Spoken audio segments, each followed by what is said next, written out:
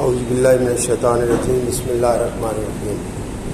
میں نے کل آپ کو بتایا تھا کہ عمل صالح کیا ہے، اس کی 3 شرطیں بتائی تھیں، شاید آپ کو یاد ہو نہ ہو، میں ریپیٹ کر دوں۔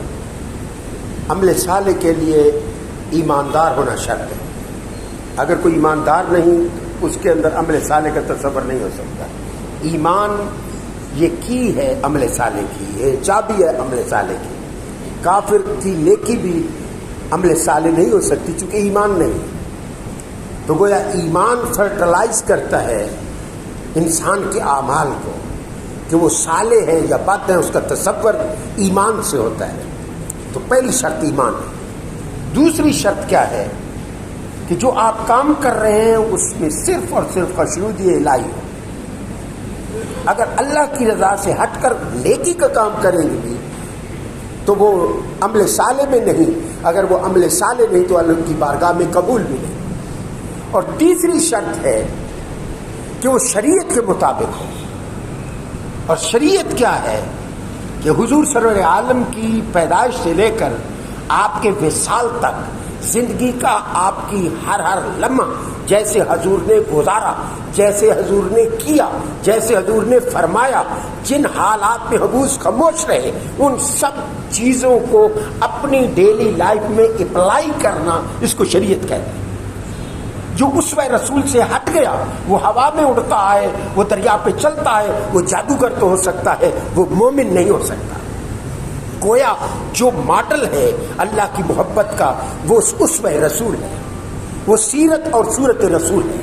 صورت میں بھی حضور کو فالو کرو اور سیرت میں بھی فالو کرو، دیٹ از کولڈ شریعہ، اس کو شریعت کہتے ہیں۔ تو 3 شرطوں کو مت بھلائیے گا اعمال صالحہ کی قبولیت کے لیے۔ ایماندار ہونا، منافقوں والا عقیدہ نہ ہو، مرتدوں والا عقیدہ نہ ہو، مومنین والا سچا عقیدہ ہو۔ نمبر 2، رضا الہی تصور ہو، دکھاوا نہ ہو۔ اور مومن جہاں خطا کرتا ہے جب وہ شو آف کرتا ہے، مومن کے عمل صالح کی نامقبولیت اور اس کے ریجیکشن اور اس کی ردیت، اس کی بنیاد کیا ہے؟ انہیں کی پہلے تو کرنے شیطان نہیں دیتا، اگر بندہ کر بھی لے اس کی توفیق سے تو وہ اس میں ضرور زہر ڈالتا ہے کہ وہ آدمی دکھاوا کرے۔ اس پر آگے ایک حدیث عرض کروں گا۔ 3 آدمیوں کا ذکر ہے۔ کتنے؟ 3۔ یہ مسلم میں بھی ہے، نسائی میں بھی ہے، اس کو مشکات شریف نے کوٹ کیا ہے۔ حدیث یہ ہے کہ اللہ تعالیٰ 3 آدمیوں کو قیامت کے دن سب سے پہلے پوچھے گا۔ کتنے لوگوں سے سوال ہوگا؟ 3۔ نمبر 1 شہید، نمبر 2 عالم، نمبر 3 سخی۔ شہید جان پہ کھلتا ہے، علم زندگی کے لمحے لمحے کی قربانی دیتا ہے، اور سخی اپنے حلال رزق سے دل کھول کے خرچ کرتا ہے۔ اب قیامت کے دن اللہ شہید کو فرسٹ بلائے گا، پوچھے گا میں نے تمہیں ان گنت نعمتیں دیں، بے بہا نعمتیں دیں، بتاؤ تم نے کہاں خرچ کی؟ وہ کہے گا میرے مالک، ان نعمتوں سے میں بڑا ہوں، پلا ہوں، جوان ہوا ہوں، تیرے اعلان پر میں نے اپنی جان کا نذرانہ پیش کر دیا۔ اللہ پاک فرمائے گا تم جھوٹ بول رہے ہو، تم جھوٹ بول رہے ہو، تم نے اس لیے لڑائی کی تھی کہ لوگ تمہیں بہادر کریں، تمہیں اس لیے لڑائی کی تھی کہ لوگوں میں تو بڑا بہادر اور شیر جنگ مشہور ہو جائے، اور ہم نے یہ شہرت زندگی میں تمہیں دے دی۔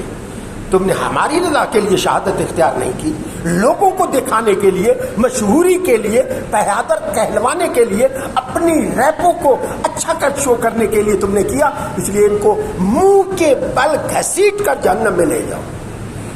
دوسرا آدمی اللہ اس کو پیش کرے گا، ہاں بھائی سنا، تجھے میں نے انگنت نعمتیں دی، تو نے کیا کیا نعمتوں کو، کیسے استعمال کیا؟ وہ عرض کرے گا یا رب العالمین، مجھے بچپن سے تیرے علم اور تیری شناسائی اور تیرے عرفان کا شوق تھا، میں نے اپنی جوانی پوری دین کے حصول کے لیے خرچ کر دی، میں عالم بنا، میں نے در جگہ کھا کر علم پڑھا، پڑھنے کے بعد پڑھایا اور پوری عمر اسی میں گزار دی۔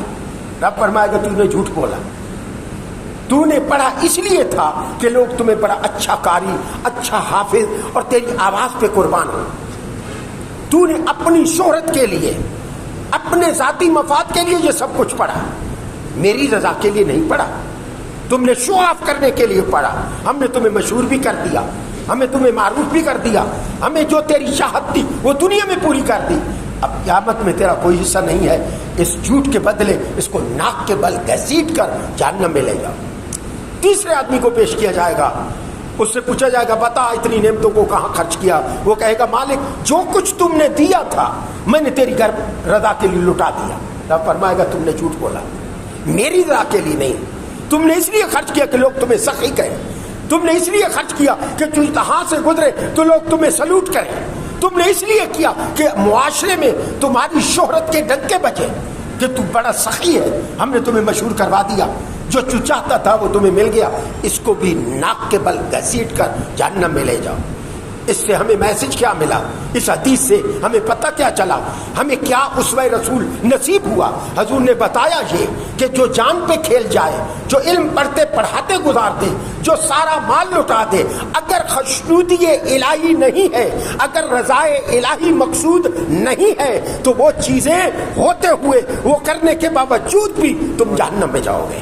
معلوم یہ ہوا کہ جو کام کرنا ہے، چھوٹا ہو بڑا ہو، اچھا جو بھی، نکے سے نکا، حضور نے فرمایا لا تحتقرن من المعروف شیئا ولو اماطۃ الاذى عن الطریق، کہ تم نیکی کو کبھی بھی ہرگز حقیر نہ جانو. لو اماطۃ الاذى عن الطریق، اگرچہ وہ رستے سے کانٹا ہٹانا ہی کیوں نہ ہو.